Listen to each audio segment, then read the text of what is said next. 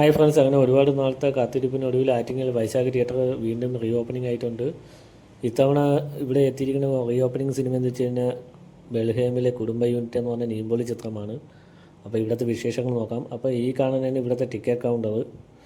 അപ്പോൾ എനിക്കിന്ന് short time എന്നാൽ 2:40 ബാൽക്കണി ടിക്കറ്റാണ്. ഇവിടെ ബാൽക്കണി 2 കാറ്റഗറിയാണ്. ഒന്ന് സോഫ, മറ്റൊന്ന് റീക്ലൈൻ. അത് സോഫ വന്നിട്ട് 200, റീക്ലൈന് 350. അപ്പോൾ ഇതാണ് ഇവിടുത്തെ കഫ്റ്റേരിയ പുറത്താണ്. ബാൽക്കണിയിലാണ് ഇരിക്കണമെങ്കിൽ നമുക്ക് പുറത്തിറങ്ങി താഴത്തെ സെക്ഷനിലേക്ക് വരണം. മഴയുണ്ടെങ്കിൽ അത്യാവശ്യം നനയേണ്ടി വരും. അപ്പോൾ ഇവിടെ പണ്ട്, അതായത് ഈ ഒരു തിയേറ്റർ ഓപ്പൺ ചെയ്തേക്കുന്നത് മായാവി എന്ന് പറഞ്ഞ സിനിമയോട് കൂടിയാണ്. അന്ന് മമ്മൂക്കയാണ് ഇനാഗുറേഷൻ ചെയ്തത്.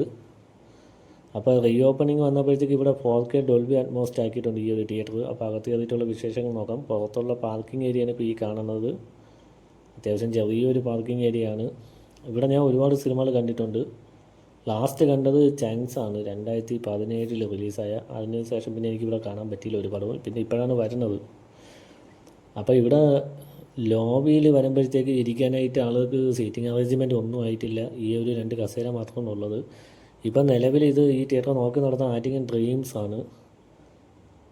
അപ്പോൾ ഈ ഒരു തിയേറ്ററിൻ്റെ അകത്തുള്ളൊരു വ്യൂ ആണ്. അത്യാവശ്യം നല്ല നീറ്റായിട്ടുള്ള ഇൻറ്റീരിയർ വർക്കൊക്കെ ചെയ്തിട്ടുണ്ട്. 6-ൻ്റെ സ്പീക്കറുകളാണ് ഇവിടെ പ്രൊവൈഡ് വന്നേക്കുന്നത്, തിയേറ്ററുകാർ നമുക്ക് നൽകിയിരിക്കുന്നത്.